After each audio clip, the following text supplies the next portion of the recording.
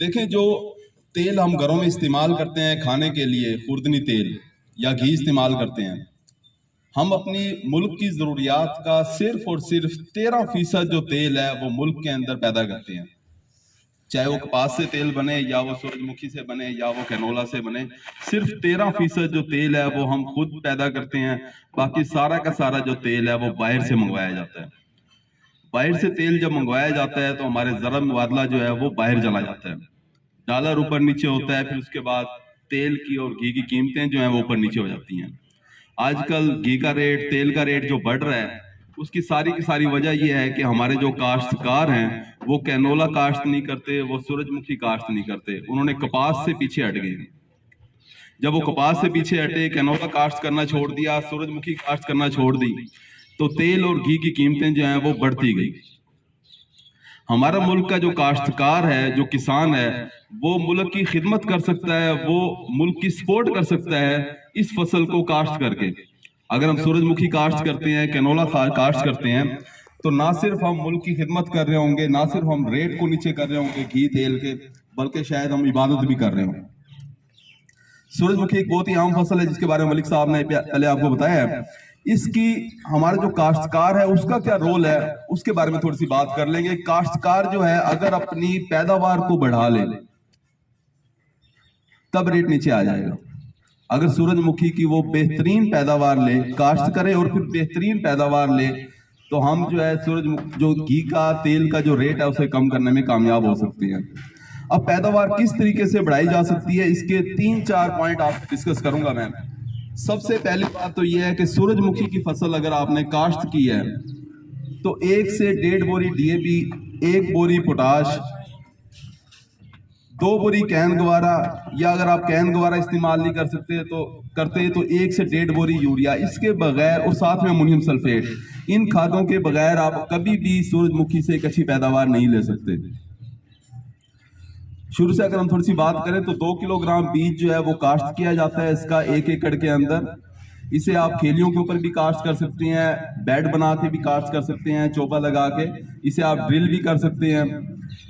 तीनों तरीकों से आप इसे काश्त कर सकते हैं। जो सबसे बेहतरीन तरीका है वो रीजर चला के खेलियों के ऊपर काश्त है। इसके बाद जो है आपने क्या करना है, उसके बाद आपने सबसे पहला जो काम करना है वो आपने जड़ी बूटी का स्प्रे कर देना है ऊपर से, ताकि जड़ी बूटियां तंग ना करें, क्योंकि जड़ी बूटियां जिस खेत में होंगी आप कभी भी अच्छी पैदावार नहीं ले सकते। डुअल गोल्ड, पेंडीमेथिलीन जो भी स्प्रे करें 48 घंटे के अंदर अंदर आप स्प्रे कर देंगे बदतर हालत में।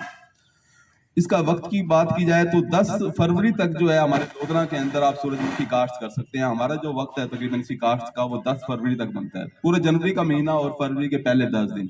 इसके बाद आपने काश्त नहीं करनी, वरना आप अच्छी पैदावार नहीं ले सकेंगे। बहरहाल काश्त तो इस वक्त हो चुकी है। खाद की बात की जाए तो खादें आपने इस तरीके से डालनी है। जमीन तैयार करते वक्त आपने 1 से 1.5 बोरी डीएपी, साथ में पोटाश डाल देनी है। पहला पानी जो आप 20 दिन के बाद लगाओगे उसके साथ आपने आधी बोरी यूरिया डाल देनी है। अगर आप यूरिया नहीं डालते तो कैन गवारा, उसके भी बहुत अच्छे रिजल्ट हैं। पहले पानी पे 1 कैन गवारा फ्लड कर दें। उसके बाद जो दूसरा पानी आप लगाते हैं पहले पानी के 20 से 25 दिन के बाद, उसके साथ फिर आपने आधी बोरी यूरिया डालनी है या फिर 1 बोरी कैन गवारा की डालनी है। उसके बाद जो तीसरा पानी आपने लगाना है वो फूल बनते वक्त लगाना है। ये वक्त बहुत ही आम होता है, जब फूल निकलना शुरू हो जाए उसके बाद आपने पानी का सोका नहीं देना। तीसरा पानी आपने फूल निकलते वक्त लगा दिया। साथ ही आपने फूल निकलते वक्त 1 बोरी अमोनियम सल्फेट खाद जो होती है सल्फर वाली, वो आपने फ्लड कर देनी है। उसके बाद चौथा पानी आपने दाना बनते वक्त लगाना है। पांचवा पानी जो है आपने जब दाना जिसका दूधी हालत में उस वक्त लगाना है। ये 5 पानी तो लाजमी है। इसके अलावा क्योंकि उस वक्त गर्मी बहुत ज्यादा होती है, मौसम की सूरत हाल देखते हुए, जमीन की साख्त देखते हुए आप 1-2 पानी मजीद भी दरमियान में लगा सकते हैं। फूल बनने के बाद आपने सोका नहीं आने देना जब दाना बन रहा हो। से कोशिश करें वतर हालत में रखें खेत, तब आप एक बहुत ही अच्छी पैदावार लेने में कामयाब हो जाएंगे।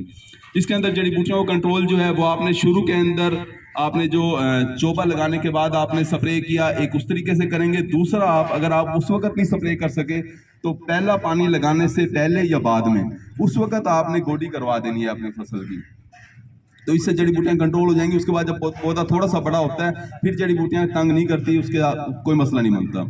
अच्छा, ये उसके बाद जब आपका पौधा 1 फुट का हो जाए उस वक्त आपने मिट्टी लाजमी चढ़ानी है। अगर आपने मिट्टी ना चढ़ाई तो आपके पौधे थोड़ी सी भी हवा के साथ गिर सकते हैं, काफ़ी ज़्यादा पैदावार डिस्टर्ब हो जाती है। तो मिट्टी चढ़ाने वाला काम 1 फुट का जब पौधा हो जाए उस वक्त लाजमी करें। अगर आप इस तरीके से इन खादों का इस्तेमाल करेंगे और जड़ी बूटियों का कंट्रोल करेंगे तो और साथ में पानी जो है वो वक्त पे लगाएंगे तो आप अच्छी पैदावार लेने में कामयाब हो सकेंगे। तो सूरजमुखी के बारे में अगर आपका कोई सवाल हो तो आखिर में आप कर लीजिएगा।